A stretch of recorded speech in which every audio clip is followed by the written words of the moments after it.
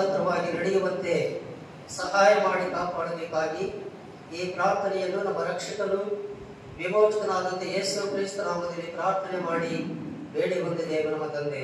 Amen.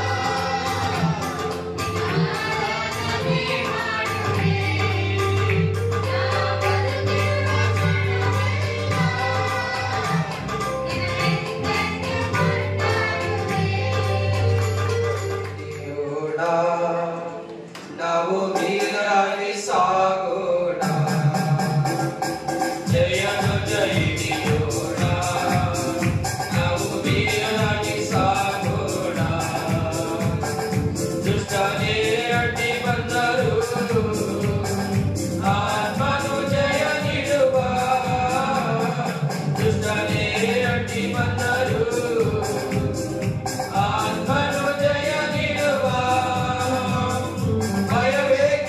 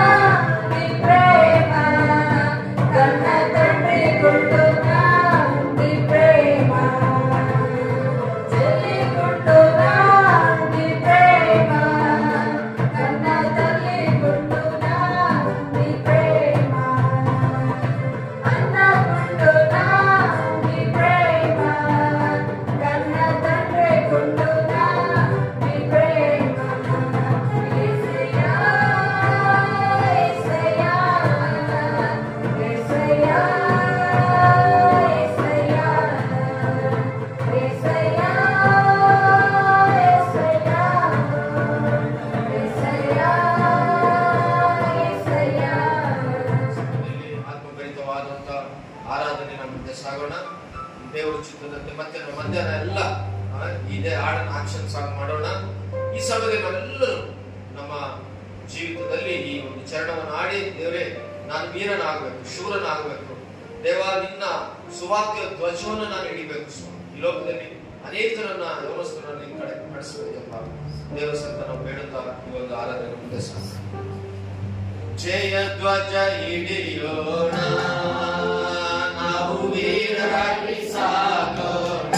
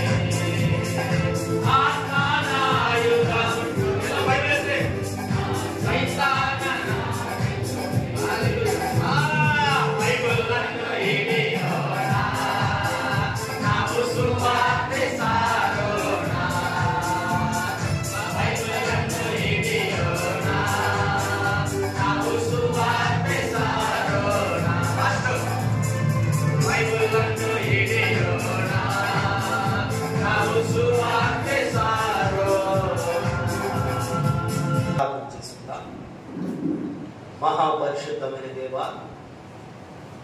జీవ కలిగిన తండ్రి, ప్రేమ కలిగిన తండ్రి, నీకు కోటాద కోటి వందనాలు స్తోత్రము చెల్లిస్తున్నాము తండ్రి. అవును తండ్రి ప్రభా, ఈ ఉదయకాల సమయంలో తండ్రి మీరు దైవ సేవకుల ద్వారా ఏర్పాట్లు చేసిన మీటింగ్ ని తండ్రి ప్రభా, యవనస్తుల మీటింగ్ ని అద్భుత రీతిగా తండ్రి ప్రభా ఈ రోజు ఈ మీటింగ్ ని మీరు జరిగిస్తున్నందుకు నీకు కోటాద కోటి వందనాలు స్తోత్రము చెల్లిస్తున్నాము. నీ బలపరిచి నీ ఆత్మతో నింపి తండ్రి, నీ పరిశుద్ధాత్మ శక్తితో నింపి తండ్రి ప్రభా వాక్యం విత్తుతున్నప్పుడు ప్రతి బిడ్డ యవనస్తుల హృదయములు తండ్రి ప్రభా నాటుకున్న తండ్రి ప్రభా మీరు అనుగ్రహించమని యేసుక్రీస్తు నామములో ప్రార్థించి ಅಡಿಗೆ ಬೇಡ್ಕೊಂಡು ನಾವು ತಂದ್ರಿ. ಯಾರಿಗೆ ಹೇಳ್ಬೇಕು? ಹೆಣ್ಮಕ್ಳಿಗೆ ಸುವಾರ್ತೆಯನ್ನ ಯಾರಿಗೆ ಹೇಳ್ಬೇಕು? ಸುವಾರ್ತೆಯನ್ನ ಯಾರಿಗೆ ಹೇಳ್ಬೇಕು? ಓಕೆ, ನಿಮ್ ಕೆಲವ್ರು ಗೊತ್ತು, ನಿಮಗೆ ಈಗ ಇರೋಂಥವ್ರು ಈ ಗುಂಪಲ್ಲಿ ಸುವಾರ್ತೆ ಅಂದ್ರೆ ಏನು ಅಂತ ಹೇಳಿದ್ರ ಯಾರ ಬಗ್ಗೆ ಹೇಳ್ಬೇಕು ನಿಮ್ಗೆ ಅರ್ಥ ಆಗಿ ನಾನು ಹೇಳಿ. ಸುವಾರ್ತೆ ಅಂದ್ರೆ ನಿಮಗೆ ಗೊತ್ತಾಯ್ತು, ಸ್ವಲ್ಪ ಹೇಳ್ದ ರಾಜ. ಯಾರ ಬಗ್ಗೆ ಹೇಳ್ಬೇಕು ಸುವಾರ್ತೆ? ಯಾರಿಗೆ ಹೇಳ್ಬೇಕು? ಈಗ ಗೊತ್ತಾ ಯಾರಿಗೆ ಹೇಳ್ಬೇಕು?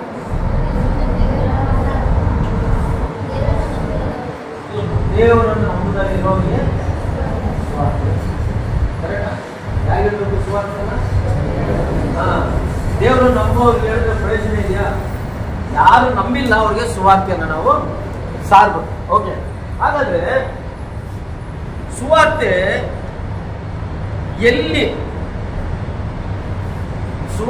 ಎಲ್ಲಿ ಮಾಡಬಹುದು?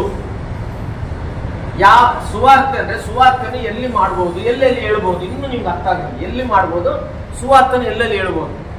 ಒಬ್ಬೊಬ್ರು ಹೇಳ್ಬೇಕು. ಚರ್ಚ್ನಲ್ಲಿ, ರೈಟ್. ಒಬ್ಬೊಬ್ರು ಒಂದು ವರ್ಷ ಮುಗಿದೈತೆ. ಪ್ರಯಾಣದಲ್ಲಿ ಸುವಾರ್ತೆ ಇನ್ನು ಎಲ್ಲಿ ಮಾಡ್ಬೋದು? ಎಲ್ಲೆಲ್ಲಿ ಮಾಡ್ಬೋದು? ಎಲ್ಲೆಲ್ಲಿ ಹೇಳ್ಬೋದು? ನಿಮ್ದಾಯ್ತಾ? ಕಾಲೇಜಲ್ಲಿ,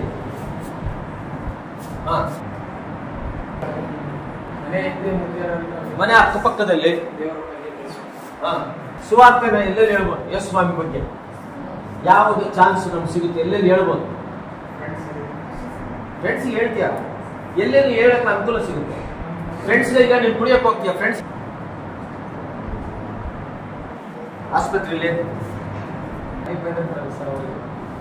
ಅದೇ ಮನೆ ಮನೆ ಸೇವೆ ಆಗೋಗಿದೆ. ರೈಲ್ವೆ ಸ್ಟೇಷನ್ ಅಲ್ಲಿ, ರೈಲ್ವೆ ಸ್ಟೇಷನ್,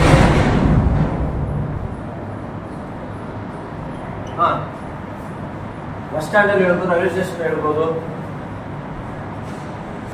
ಆಮೇಲೆ ಬರ್ತಡೇಗೆ ಕರೆದಾಗ, ಯಾವ್ದಾದ್ರು ನಿಮ್ ಬರ್ತಡೇಗೆ ನಿಮ್ ಫ್ರೆಂಡ್ಸ್ಗಳು ಕರೆದಾಗ ಸುಮ್ಮನೆ ತಗೊಂಡಾಗ ಐಸ್ ಕ್ರೀಮ್ ಏನ್ ಮಾಡ್ಬೇಕು? ನಾನು ಯೇಸು ಸ್ವಾಮಿ ನಂಬಿದ್ದೀನಿ ಅಂತೇಳಿ ನಿಮ್ದು ಬರ್ತ್ಡೇನೋ ಅಥವಾ ವೆಡ್ಡಿಂಗ್ ಆನಿವರ್ಸರಿನೋ ನಿಮ್ಮ ಮನೇಲಿ ಯಾರ್ದಾರು ಅಂತ ಟೈಮಲ್ಲಿ ನಿಮ್ಮ ಫ್ರೆಂಡ್ಸಿಗೆ ಯಾರೋ ಹೇಳಿದ್ರಲ್ಲ, ಫ್ರೆಂಡ್ಸ್ಗೆ ಅಂತ, ಫ್ರೆಂಡ್ಸ್ಗೆ ಹೇಳೋಂಥ ಜಾಗದಲ್ಲಿ ನಾವು ಜ್ಞಾಪಕಟ್ಕೋಬೇಕು. ಯಾರೋ ಹೇಳಿದ್ರು ಫ್ರೆಂಡ್ಸ್ ಅಂತ. ಸೊ ನಿನ್ನ ಮಕ್ಕಳು ನಾಮಕರಣ ಕರಿ, ಅವಾಗ ಯಾರೋ ಪಾಸ್ಟರ್ ಬಂದಿರ್ತಾರೆ, ಸುವಾರ್ತೆ ಹೇಳಿಸು. ಸೊ ಅವ್ರಿಗೇನಾಗ್ತಾರೆ, ಸ್ವಲ್ಪ ಅವ್ರಿಗೆಲ್ಲ ಕೊಂಚ ಮಾರ್ಗೊಳಿಸ್ಬಾರ್ದು, ಕ್ರಿಸ್ತನ ನಂಬುವಂತ ಮಾರ್ಗೊಳಿಸ್ಬಾರ್ದು. ಆಮೇಲೆ ಕ್ರಿಸ್ಮಸ್ ಟೈಮಲ್ಲಿ ನೀವು ಇನ್ವೈಟ್ ಮಾಡಿ ಮನೆಗೆ. ಕ್ರಿಸ್ಮಸ್ ಟೈಮು, ನ್ಯೂ ಇಯರ್ ಅಲ್ಲಿ, ಕ್ರಿಸ್ಮಸ್ ಟೈಮಲ್ಲಿ, ನ್ಯೂ ಇಯರ್ ಅಲ್ಲಿ ಇನ್ವೈಟ್ ಮಾಡಿ ಸುವಾರ್ತೆ ಹೇಳ್ಬೋದು. ಇನ್ನೇನಂದ್ರೆ ಯಾರು ಹೇಳ್ಬೋದು? ಉದ್ಯೋಗದಲ್ಲಿ, ನಿಮ್ಮ ಕೆಲಸ ಕಾರ್ಯದಲ್ಲಿ. ಆಮೇಲೆ ಮೊಬೈಲ್ ಅಲ್ಲ. ಓಕೆ, ಸದ್ಯಕ್ಕೆ ನಾವು ಸುವಾರ್ತೆಯನ್ನ ಸೇವೆ ಮಾಡುವಂತ ಎಲ್ಲೆಲ್ಲಿ ಮಾಡ್ಬೋದು ಅಂತ ನಾವು ನೋಡ್ತಾ ಬಂದ್ವಿ. ಆಮೇಲೆ ಪಾರ್ಕಲ್ಲಿ ಹೇಳ್ಬೋದು. ಅರ್ಥ ಆಯ್ತಾ? ಸರಿ, ಈಗ ನಾನೇ ಹೆಸರು ಕರಿಲ್ಲ, ಅಥವಾ ನೀವೇ ಒಬ್ಬೊಬ್ರು ನಿಮ್ಮೂರವ್ರು ಇದ್ರ ಬಗ್ಗೆ ಹೇಳ್ತೀರಾ? ಈಗ ಆಸ್ಪತ್ರೆಯಲ್ಲಿ ಯಾರು ಹೇಳಿದ್ರು ಸುವಾರ್ತೆ ಹೇಳ್ಬೋದು? ಅನುಭವ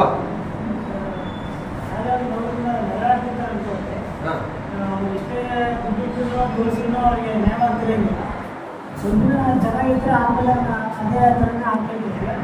ಅಂತ ಟೈಮಲ್ಲಿ ನಾವು ಹೇಳ್ಬೋದು, ಕೇಳಕ್ಕೆ ಮೋಟಿವೇಟ್ ಮಾಡಿ ನಮ್ಮ ದೇವ್ರ ನಮ್ಮಲ್ಲಿ ಲೈಫ್ ಟೈಮ್ ಸಪೋರ್ಟ್ ಆಗಬೇಕು ಅಂತ ಹೇಳ್ಬೋದು.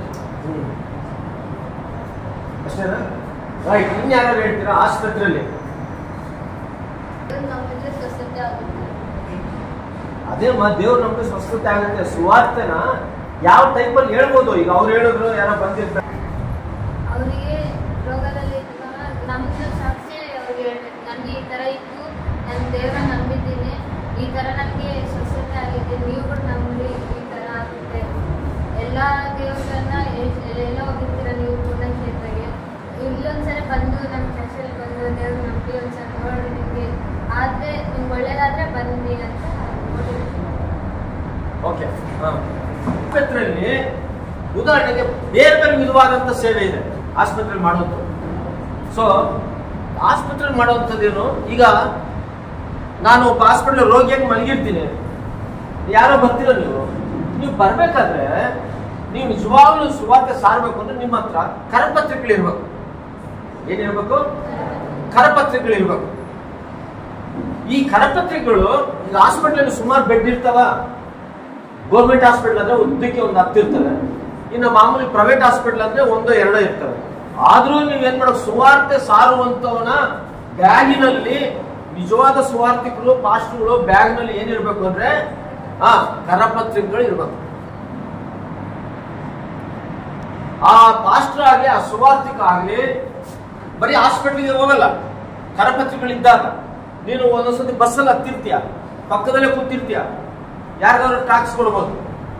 ಟ್ಯಾಕ್ಸ್ ಕೊಟ್ಟು ನೋಡಿದಾಗ ಅವ್ನು ಏನಾದ್ರು ಕೇಳಿದ್ರೆ ಆನ್ಸರ್ ಮಾಡ್ಬೋದು. ಈಗ ಈ ಕಾಲದಲ್ಲಿ ನೀನು ಪಬ್ಲಿಕ್ ರೋಡಲ್ಲಿ ಈಗ ಟ್ಯಾಕ್ಸ್ ಕೊಡೋಕ್ಕಾಗಲ್ಲ. ಈಗ ಆಗಲ್ಲ. ರೈಲ್ವೆ ಸ್ಟೇಷನ್ ಕೊಡ್ತಾ ಇದ್ರೆ ಹಿಡ್ಕೊಂತಾರೆ. ಈಗ ಮೊನ್ನೆ ನಾನೆಲ್ಲ ವಿಡಿಯೋಗಳು ಕಳಿಸ್ದೆ. ಮುಂಚೆಗೆ ನಾವು ಎಲ್ಲಾ ಕಡೆ ಹೋಗಿ ಟ್ಯಾಕ್ಸ್ ಅಂದ್ರೆ ಅರ್ಥ ಆಯ್ತಾ, ಕರಪತ್ರಿಕೆಗಳು ಕೊಡೋಕ್ಕಾಗಲ್ಲ. ಹಾಗಾಗಿ ಕರಪತ್ರಿಕೆಗಳನ್ನು ರೆಡಿ ಇಟ್ಕೊಂಡಿರ್ಬೇಕು. ಈಗ ಹಾಸ್ಪಿಟಲ್ ಹೋಗ್ತಿರ್ತೀಯ ಅನ್ಕೋ, ಎಂತವ್ರನ್ನ ನೀನು ಸಂದರ್ಶಿಸ್ಬೋದು ಅಂದ್ರೆ ರೋಗಿಗಳನ್ನ ನೀನು ಸಂದರ್ಶಿಸ್ಬೋದು. ಅವ್ರು ಅವ್ರು ಯಾವುದೇ ಕ್ಯಾಸ್ಟ್ ಆಗಲಿ, ಅವ್ರು ಯಾವುದೇ ಫೀಲಿಂಗ್ ಅಲ್ಲಿ ಇರಲಿ, ಅವ್ರು ಒಂದು ಭಯ ಏನಿರುತ್ತಂದ್ರೆ ನಾನು ಹಾಸ್ಪಿಟಲ್ ಇದ್ದೀನಿ ಏನಾಗ್ತೀನೇನೋ, ಯಾವುದೋ ಹೋಗಿ ಸ್ವಾಮಿ ಬಗ್ಗೆ ಹೇಳಿ ಕರಪತ್ರಿಕೆ ಕೊಟ್ಟು ಅವ್ರಿಗೆ ಮಾತಾಡಿಸ್ಬೋದ, ಮಾತಾಡಿಸಿ ಅವ್ರು ಹೇಳಿದ್ರೆ ಖಂಡಿತವಾಗಿ ಕೇಳ್ತಾರೆ. ಏನ್ ಹೇಳಿದ್ರೆ ನೀನ್ ಹೇಳಿದ್ರ ಖಂಡಿತವಾಗಿ ಅವ್ರು ಬಾಧೆಯಲ್ಲಿ ಇರ್ತಾರೆ. ಅವ್ರಿಗೆ ಸುವಾರ್ತೆ ನೀನು ಹೇಳಿದ್ರೆ ಕೇಳ್ತಾರೆ. ಚಳುಕಿಲ ಹಾಸ್ಪಿಟಲ್ ಇದೆ ಪಕ್ಕದಲ್ಲಿ, ಸೊ ಅಲ್ಲಿ ಎಷ್ಟೋ ಜನ ಬಂದು ಹೋಗ್ತಿರ್ತಾರೆ. ಅವ್ರಿಗೆ ಖಂಡಿತವಾಗಿ ಯಾರು ಇದ್ರೆ ಅವ್ರಿಗೆ ಪತ್ರಿಕೆ ಕೊಟ್ಟು ಆಮೇಲೆ ಕರಪತ್ರಿಕೆಗಳು ನಾವು ಯಾವಾಗಲೂ ಇಟ್ಕೊಳ್ಳೋದ್ರಿಂದ ಈ ಹಾಸ್ಪಿಟಲ್ ಹತ್ರ ಯಾವ್ದಾದ್ರು ಒಂದ್ 5 ನಿಮಿಷ ಅಲ್ಲಿ ಬರೋ ಹೋಗ್ತವ್ರಿಗೆ. ಆಮೇಲೆ ಇನ್ನೊಂದೇನು ಗೊತ್ತಾ, ಹಾಸ್ಪಿಟಲ್ ಅಲ್ಲಿ ಒಳ್ಳೆ ಸೇವೆ ಮಾಡ್ತಿರೋಂಥವ್ರು ಕ್ರಿಶ್ಚಿಯನ್ ನರ್ಸ್ಗಳು. ಯಾರು? ಕ್ರಿಶ್ಚಿಯನ್ ನರ್ಸ್ಗಳು. ಅವ್ರು ಏನ್ ಮಾಡ್ತಾರೆ ಗೊತ್ತಾ, ಅವರು ಯಾವುದೇ ಜಾಸ್ತಿ ಆಗಲಿ ಅವ್ರನ್ನ ನೋಡ್ಕೊಂತ ಅವ್ರು ನಿಧಾನಕ್ಕೆ ಇಂಥ ಕೆಲಸ ಮಾಡೋದು ಜಾಸ್ತಿ ಮಲಯಾಳಿಸಿ ನಿಧಾನಕ್ಕೆ ಅವ್ರು ಯೇಸು ಕ್ರಿಸ್ತನ ಬಗ್ಗೆ ಹೇಳ್ತಾರೆ, ಅವ್ರಿಗೆ ರಕ್ಷಣೆ ಮಾಡಕ್ಕೆ ಬರೋಕೆ ಹೇಳ್ತಾರೆ. ಈ ರೀತಿಯಾಗಿ ಹಾಸ್ಪಿಟಲ್ ಸೇವೆಯಲ್ಲಿ ಹಾಸ್ಪಿಟಲ್ ಮುಂದೆ ಟ್ಯಾಕ್ಸ್ ಕೊಡ್ಬೋದು. ನೀನು ಹಾಸ್ಪಿಟಲ್ ಹತ್ರ ಹೋಗಿ ಅವ್ರಿಗೆ ರೋಗಿಗಳ ಹತ್ರ ಹೋಗ್ಬೋದು, ಪ್ರಾರ್ಥನೆ ಮಾಡಬಹುದು. ಈಗ ನೀನ್ ಹೇಳಿದ್ರೆ ರೋಗಿ ಹತ್ರ ಇವ್ರು ಹೇಳಿದ್ರು ನನ್ಗೂ ಹುಷಾರಿಲ್ಲ, ದೇವ್ರ ನಂಗೆ ಸ್ವಸ್ಥತೆ ಮಾಡೋದು ಚೆನ್ನಾಗೈತೆ. ಆತರ ನೀವು ಗಾಸ್ಪಲ್ ಮಿನಿಸ್ಟ್ರಿಯನ್ನ ಓಕೆ ಆಸ್ಪತ್ರೆಯಲ್ಲಿ ಈ ರೀತಿಯಾಗಿ ಮಾಡಬಹುದು. ಓಕೆ ಸರಿ. ಕಾಲೇಜಿನಲ್ಲಿ ಯಾರು ಹೇಳಿದ್ದು? ಹೆಂಗ್ ಸಾರ್ತೀರಾ? ಎಲ್ಲ ಫ್ರೆಂಡ್ಸ್ ಗ್ರೂಪ್ ಅಲ್ಲಿ ಊಟ ಮಾಡುವಾಗ ಹೆಂಗೋ ಮಾತು ಬರುತ್ತೆ, ನಿಮ್ ದೇವರು ನಮ್ ದೇವರು, ಅದರಲ್ಲಿ ಸ್ವಲ್ಪ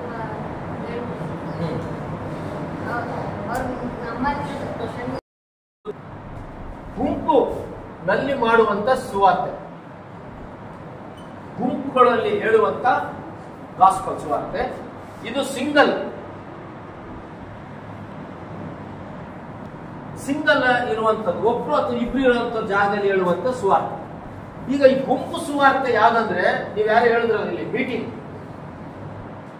ಚೆಪ್ಪಿಂದ ಮೀಟಿಂಗ್ ಎಷ್ಟು ಖರ್ಚು ಮಾಡ್ತಾರೆ? ಈಗ ವಿಜಯಕುಮಾರ್ ಅಂತ ಮೀಟಿಂಗ್ ಇಡ್ತಾರೆ, ಲಕ್ಷಾಂತರ ಸಾವಿರಾರು ರೂಪಾಯಿ ಖರ್ಚು ಮಾಡ್ತಾರೆ. ಯಾರು ಪ್ರಭುತ್ವದ ಮೀಟಿಂಗ್ ಇರ್ತಾರೆ, ಗಾಸ್ಪಲ್ ಮೀಟಿಂಗ್ ಅಂತಾರೆ. ಆ ಗಾಸ್ಪಲ್ ಮೀಟಿಂಗ್ ಹೋದವ್ರು ಯಾರು ನಂಬುದವರೇ 90%, ರಕ್ಷಣೆ ಹೊಂದಿದವರೇ, ಯೇಸುವನ್ನು ತಿಳಿದವರೇ, ಬಾಪ್ತಿಸಮ್ ಆದವರೇ. ಹೊಸಬ್ರು ಹೋಗೋದಂತೂ ತುಂಬಾ ರೇರು. ಹೋದವರೇ ಹೋಗಿರ್ತಾರೆ. ಸುವಾರ್ಥ ಸ್ವಸ್ಥತ ಊಟ ಹಾಕಿರ್ತಾರೆ. ಸುವಾರ್ಥ ಸ್ವಸ್ಥತೆಗಾಗಿ ಹೋಗ್ತಾರೆ. ಕೆಲವರು 80% ಸ್ವಸ್ಥತೆಗಾಗಿ ಹೋಗ್ತಾರೆ, ಸುವಾರ್ತೆ ಕೇಳಕ್ಕೋಲ್ಲ. ಯಾಕಂದ್ರೆ ಆಲ್ರೆಡಿ ನಾನು ಸುವಾರ್ತೆ ಕೇಳಿದ್ದೀನಿ. ಆಲ್ರೆಡಿ ನೀನು ಸುವಾರ್ತೆ ಕೇಳಿದ್ಯಾ 90%. ನಿನಗಿರುವಂತ ಶೋಧನೆ, ಮನೆ ಸಮಸ್ಯೆ, ಶರೀರ ಸಮಸ್ಯೆ, ನಿನಗಿರೋ ರೋಗಗಳಿಗೋಸ್ಕರ ಅಯ್ಯೋ ಯಾರೋ ದೊಡ್ಡ ಭಾಷಣ ಮಾಡ್ತಾ ಇದ್ದಾರೆ ಗುಂಪಲ್ಲಿ, ನಮ್ಗೆಲ್ಲೋ ಮೀಟಿಂಗ್ ಇಡ್ತಿದ್ದಾರೆ, ವಾಡ್ಲದಲ್ಲಿ ಅಲ್ಲಿ ಅಂತೇಳಿ ಏನ್ ಮಾಡ್ತೀರಾ ನೀವು? ಏನ್ ಮಾಡ್ತೀರಾ? ಹೋಗೋಣ ಅಂತಾರೆ. ಯಾವ್ದಕ್ಕೆ ಹೋಗೋಣ ಅಂತ? ಸುವಾರ್ತೆ ಕೇಳಕ್ ಹೋಗ್ತೀರಾ? ನನಗೆ ಶರೀರದ ಬಲವಿರ್ತದೆ, ಸಮಾಧಾನ ಇಲ್ಲ, ಸ್ವಸ್ಥತೆಗಾಗಿ ಹೋಗ್ತೀರಾ? ಬಹಳ ಜನ ಸ್ವಸ್ಥತೆಗೋಸ್ಕರನೇ ಬರ್ತಾರೆ. ಈ ಸ್ವಸ್ಥತೆಗೆ ಬಂದಂತವ್ರು ಇವ್ರೇನ್ ಮಾಡ್ತಾರೆ, ಆ ಒಂದು ಸ್ವಸ್ಥತೆ ಬಂದ ಮೇಲೆ ಮತ್ತೆ ಆಮೇಲೆ ಬರಲ್ಲ, ಅವ್ರು ಕಾಣಲ್ಲ.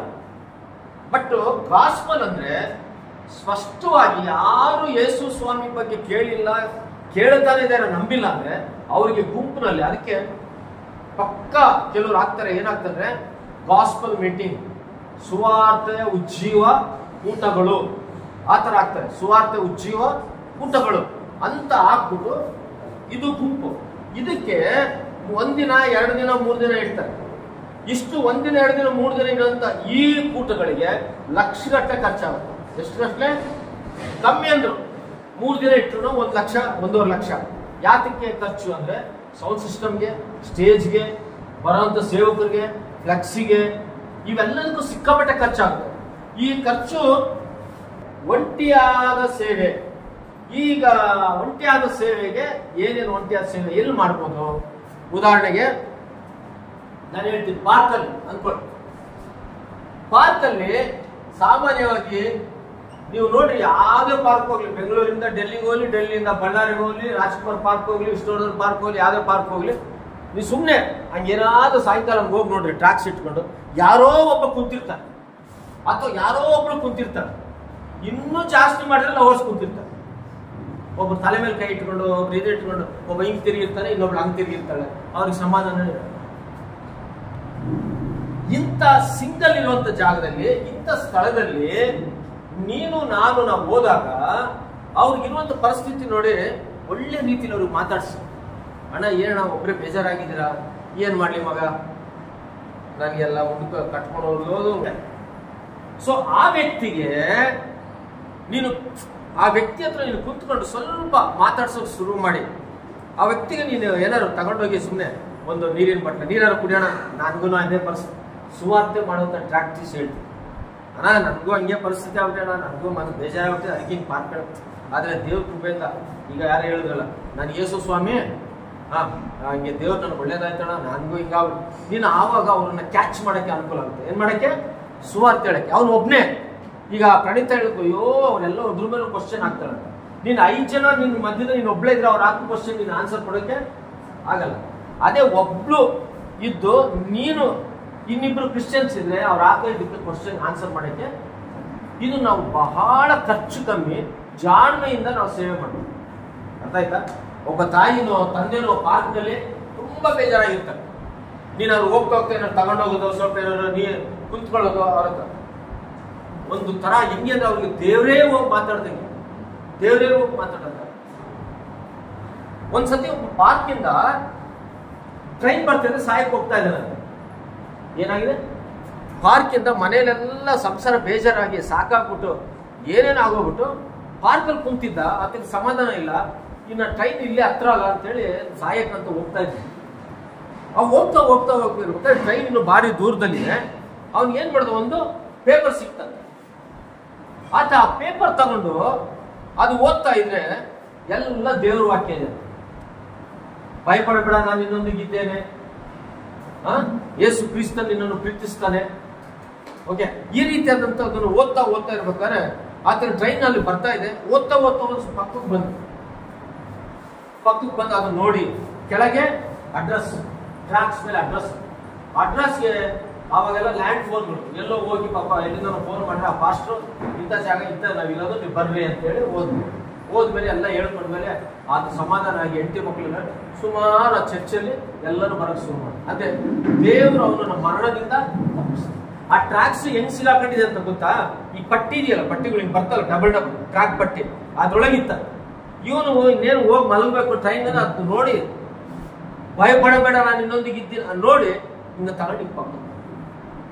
ಅನೇಕ ಸಾರಿ ನಾವು ಕೊಡುವಂತ ಕರಪತ್ರಿಕೆಗಳು ಅರ್ಥ ಆಗಲ್ಲ.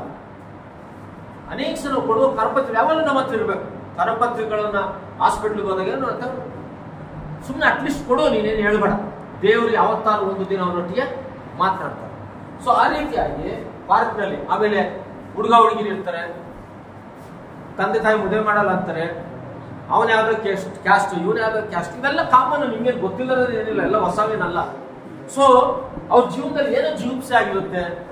ಅಂತವ್ರ ಬಳಿ ನಾವು ಒಂಥರ ಒಳ್ಳೆ ತಂದಲ್ಲಿ ಹೋಗಿ, ದೊಡ್ಡ ತಂದಲ್ಲಿ ಹೋಗಿ ಅವ್ರ ಹತ್ರ ಕುಣಿಸ್ಕೊಂಡು ಅವ್ರ ಹತ್ರ ಕುಂತು ಮಾತಾಡಿ, ಅಯ್ಯೋ ಏನ್ ಲೈಫ್ ಹಿಂಗೆ ಅಂದ ಅವ್ರಿಗೆ ನಾವು ದೇವ್ರು ಯಾವ್ದೋ ಒಳ್ಳೆ ಕರಪತ್ರಿಗಳನ್ನು ಕೊಟ್ಟು ಅಲ್ಲಿ ಕುಂತ್ಕೊಂಡು ನಿಮ್ಮ ಹತ್ರ ಮಾತಾಡ್ಬೋದಕ್ಕ, ಅಣ್ಣ ನಿನ್ನ ಹತ್ರ ಮಾತಾಡ್ಬೋದಾ, ದೊಡ್ಡವರೋ ಚಿಕ್ಕವರು ನಾವು ಹೇಳೋ ಮಾತಲ್ಲಿದೆ ಮಾತಾಡ್ಬೋದಾ, ಹಿಂಗೆಲ್ಲ ಯಾಕೆ, ಇದೆಲ್ಲ ಹೆಂಗೆ, ದೇವ್ರಿದು ದೇವ್ರ ಚಿಂತೆ ಇದೆ, ಈಗ ನಾವು ಎಸ್ ಸ್ವಾಮಿ ನಮ್ದೇ ಅಣ್ಣ, ನಮ್ಗೆ ಹಿಂಗಾಯ್ತಣ್ಣ, ನೀನು ಚರ್ಚಿಕೊಂಡು ಏನಾದ್ರು ಒಳ್ಳೇದಾಗುತ್ತೆ.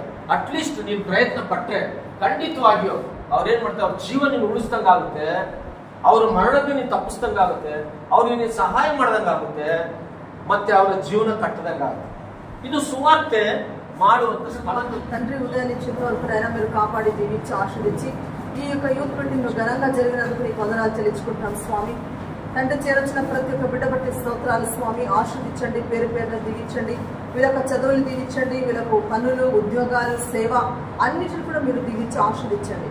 ఉదయం నుంచి ఇంతవరకు నేర్చుకున్న ప్రతి దాన్ని ఆశీర్వదించి మనసులో పెట్టుకొని యవన కాలంలోనైనా నరుడు కాడి మోయట ఎంతో మేలు, అతన్ని దాని మీద మోపినవాడు యెహోవా అని చెప్పిన ప్రకారము తండ్రి యవన కాలంలోనైనా వాళ్ళ జీవితాలు మీకు సమర్పించుకొని ప్రార్థన వాక్యంలో అభివృద్ధి చెంది సంఘాల్లో, కుటుంబాల్లో, సమాజానికి ఆశ్రదకరంగా మంచి సాక్షి బిడ్డలుగా జీవించడానికి సహాయం చేయండి. ఇక్కడ చేర్చిన ప్రతి ఒక్కరిని దీవించి రాసిన ఎగ్జామ్స్ దీవించండి, రాయబోయే ఎగ్జామ్స్ కూడా మీరు ఆశ్రయించండి. వీళ్ళకి ఉద్యోగాన్ని దీవించండి, వీళ్ళ కుటుంబాలను దీవించండి, వీళ్ళకి ఆలోచనలు, మీరు ఉద్దేశాలు తండ్రి సమస్తం మీ చిత్తానుసారంగా నెరవేర్చి వీళ్ళందరికీ మంచి భవిష్యత్తు అనుగ్రహించి గొప్పగా దీవించాలనైనా ఆశీర్వదించబడాలి. వీళ్ళు పంపించిన వీళ్ళ తల్లిదండ్రుల కుటుంబస్తులు అందరినీ కూడా దీవించండి. ఇక్కడ వచ్చిన సేవకుల కుటుంబాలు, ఎల్డర్స్ కుటుంబం అందరినీ కూడా మీరు ఆశీర్వదించండి. మళ్ళీ మీకు ఈరోజు వంట చేసిన ఆశదమ్మ కానీ, అనిత తండ్రి మేరీ వాళ్ళు కూడా దీవించి ఆరోగ్యం నుంచి కాపాడండి. ఈ యొక్క కార్యక్రమానికి సహాయపడిన ఇప్పుడు అశోక్ మళ్ళీ లోక కుటుంబాలని అందరినీ కూడా చేరొచ్చిన అందరినీ కూడా దీవించండి, ఆశీర్వదించండి నైనా మీరే కాపాడండి. మళ్ళీ మే 10వ తారీఖున తండ్రి యొక్క యూత్ మీటింగ్ మీరు దీవించండి. ఇంకా అనేకులు మందిరంలో చేరి రావాలి, అనేక ఆశీర్వాదాలు ఉద్యోగంగా వీళ్ళ జీవితాన్ని మారుపడేటట్టు దీవించి ఆశీర్వదించండి.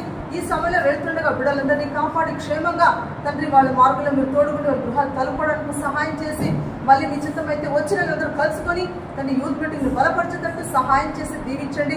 మళ్ళీ కెమెరాలు ఉదయించి తీసుకున్న తండ్రి విజయని, జాషువాని అందరినీ దీవించండి. నన్ను, నా భర్తను దీవించి ఇంకా ఎక్కువగా నీ సేవలో యవనస్తుల మధ్య బలంగా వాడబడి అనేకులు బలపరిచే కృప మీరు మాకు కూడా దయచేసి మ్యూజిక్ ఇష్టం అందరినీ కూడా దీవించి ఆశీర్వదించమని ఈరోజు సహాయపడిన దిలీప్ తను కూడా దీవించండి, తన కుటుంబాన్ని కూడా మీరు ఆశీర్వదించమని యేసయ్య నామమున వేడుకొంచున్నాను తండ్రి.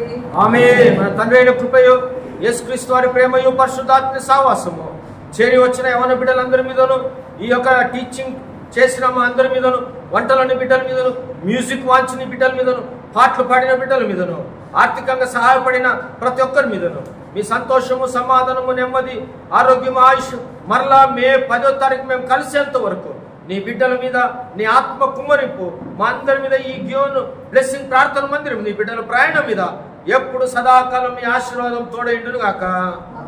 ఆమేన్.